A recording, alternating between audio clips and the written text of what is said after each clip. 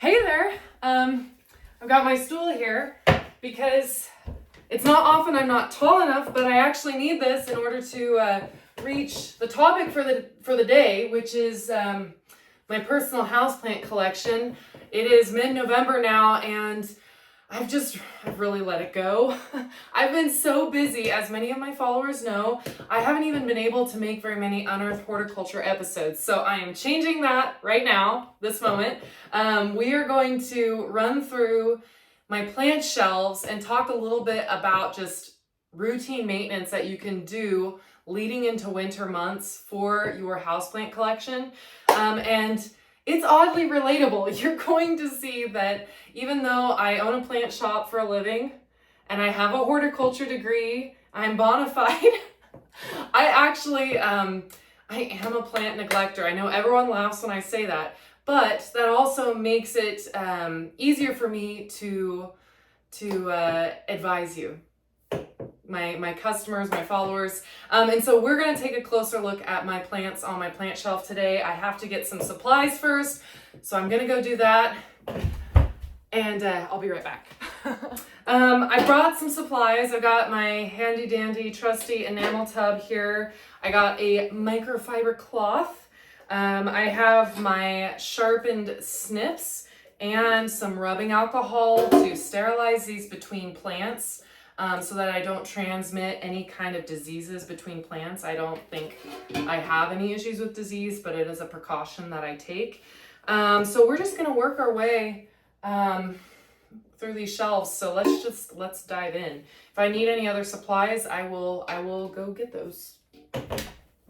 All right, we're gonna start with this mess of a plant, this Ogre Ear Succulent here on the end. It's a Crassula ovata. To be honest, this plant is one of my oldest plants. It came from a propagation class like my freshman year at K-State. And it's seen better days. But the best part about succulents is that even if you neglect them, you can always start over, which is awesome. I love plants that allow you to start over with them. It's always better to underwater than to overwater, especially where plants like succulents are concerned. So what I'm going to do with this, I'm just going to dump it here in my enamel basin, pull it out of this pelican planter. Ugh. So now what I'm going to do is I'm going to wash out this planter and kind of let it sit fallow for a while. And I'm going to get some plastic grow pots from the greenhouse, and I'm going to propagate little pieces of this Ogre Ear Succulent for future use. It's probably going to end up on my my south-facing kitchen windowsill garden of succulents because it'll fit there now. So that's where this plant's going to end up.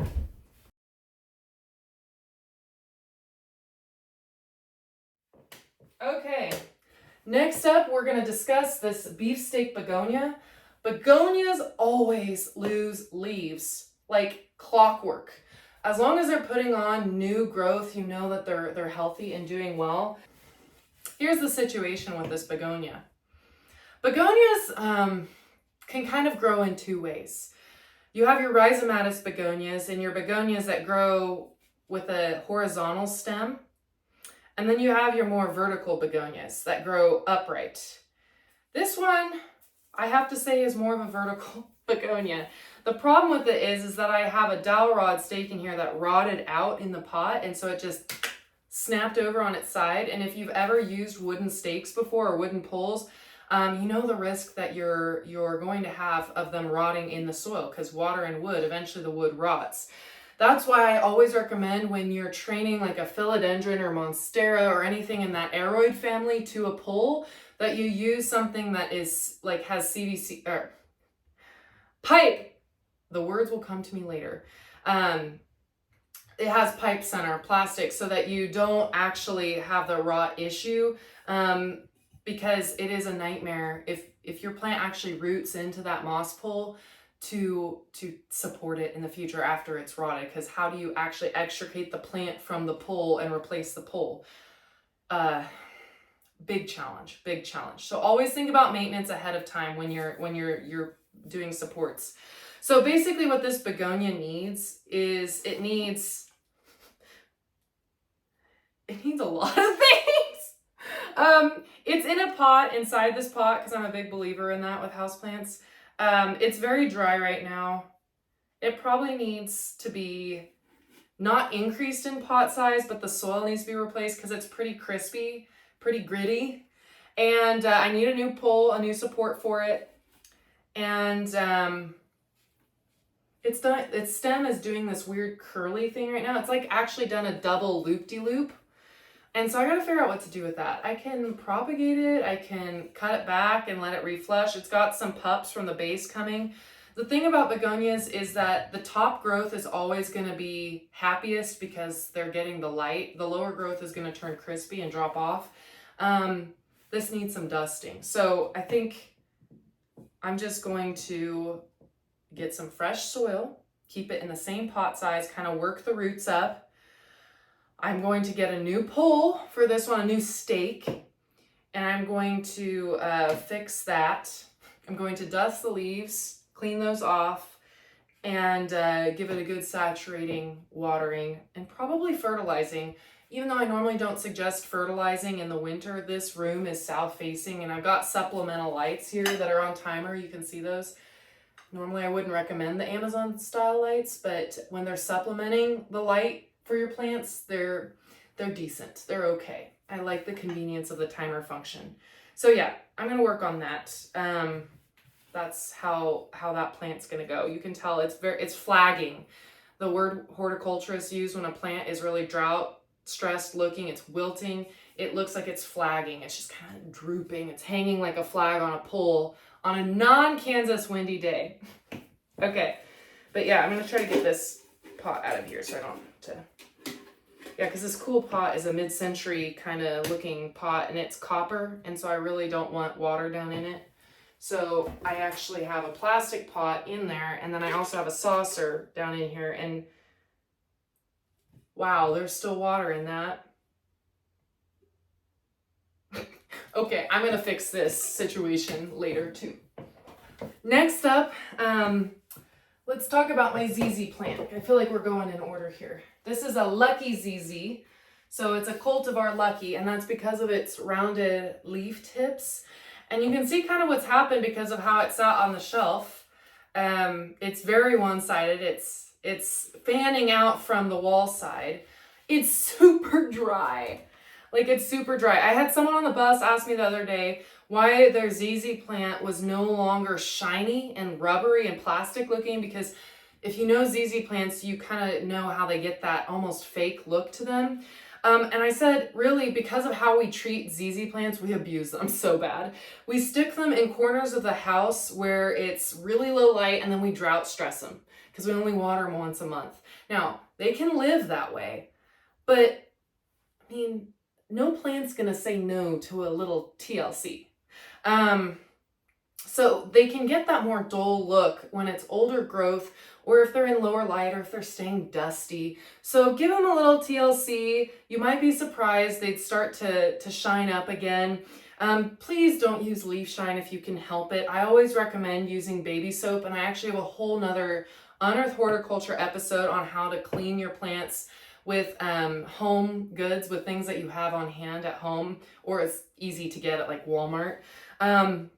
So basically what I'm going to do with my Lucky, because I'm not actually a believer in rotating your plants unless you're really obsessed with making roundy moundy perfect plants that doesn't exist in nature. You know, like, plants aren't growing perfectly balanced in nature. So if that's you, that's great. You can be a little OCD about it, but that's not me. I let plants grow how they will.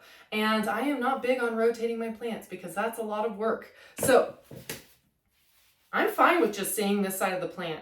It's going to grow up against the wall forever, as long as I'm concerned. So we're just going to leave it like that. And I'm going to clean this ZZ plant off, and I'm going to soak it real good. Give it a good hydrating soak. And that'll, I'm not going to repot it, nothing. It's happy. Next up is my samurai snake plant. This plant I got while I was in college. Actually, most of my houseplants I got in college because, fun fact about me, I didn't actually embrace houseplants until I was like a junior in college. I hardly ever water it. And you know what's weird about this one is the central growth is like always crispy.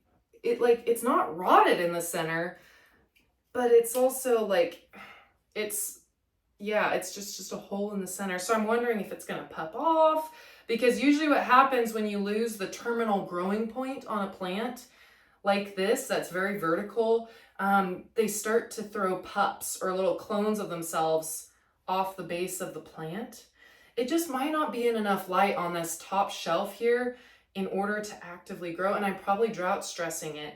I mean, it doesn't look drought stressed right now. It's a little raisin-like looking, but man, this could do some damage. But I'm gonna dust this plant.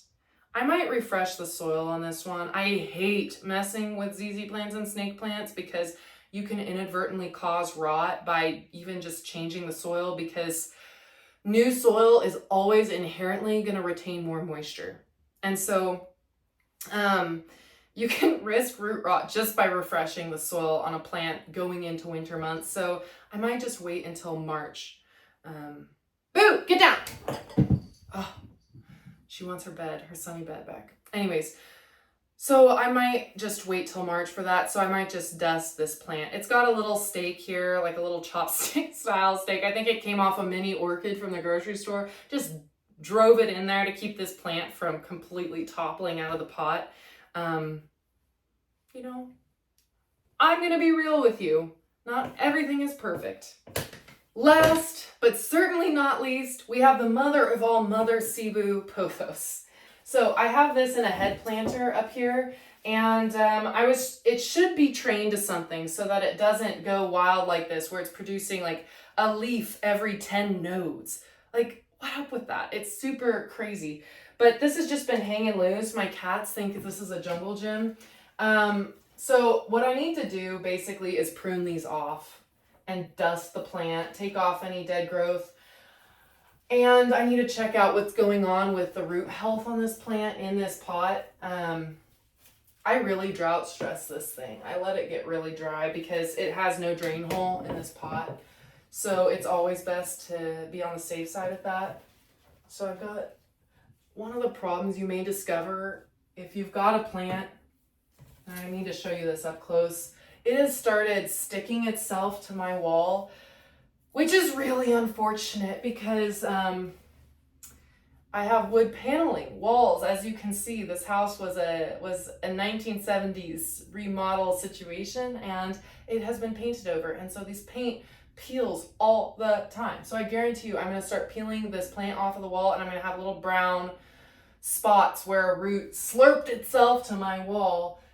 So this is definitely something to watch out for. If you have shelves up against a wall and you're putting aroid plants in the Araceae family up against a wall, it very well could stick itself to your wall. So just be cautious of that, especially if you're renting. You don't want to lose your deposit. Oh, this is just ridiculous. This is just ridiculous. I know it's hard for some of you to cut your plants, to prune your plants, to give them a haircut. But I'm just telling you right now, if you don't, you can end up like this. This is just one plant in a year's growth, okay? So, Pothos vines. Yes, they're beginner plants. Yes, they're easy. Yes, they're low light. Yes, they'll grow in lots of spaces and be drought resistant. But they're also aggressive. In order to withstand all of those things, all of that abuse, they have to be pretty tough plants, pretty aggressive plants. So keep that in mind when you purchase one and put it in your home. What am I going to do with this Pothos? I am going to prune it. I'm going to dust it. I think I'm actually going to do a little snip and plug situation because you can see she's kind of bald on top. So I'm going to take the cuttings. I'm going to probably cut them about, because this is pretty trailing. I might cut them pretty close up, like about here. I'm going to take off a lot of length off this hair right here. And then I'm going to take those cuttings. I'm going to shove them in there. I'm going to plug them. into some moist potting soil. I need to give this some water. And I'm gonna stick her right back up on the shelf. I might rinse the leaves off in the process because they're kind of dusty, a little bit dusty. I'm gonna clean up any of this yellow, crispy leaf foliage here. Foliage or leaves. One of the two, Renata, choose. But yeah, just clean up, a little bit of cleanup. I'm gonna dust these shelves off. I'm gonna reset my timers tonight, and then I'm gonna rearrange, and I'm gonna see if I have more room for plants to add. I'm not gonna add a bunch of new plants all at once.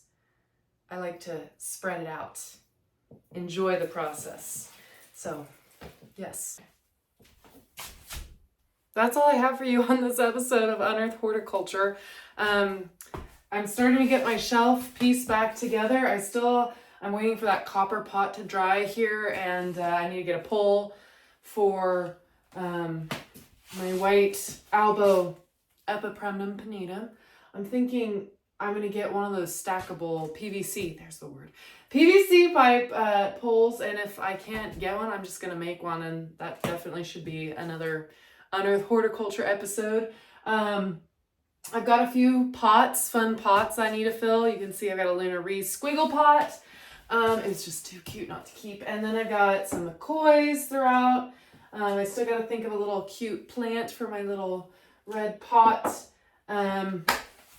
But yeah, check out that shelf. It's already looking so much cleaner and better and fresh.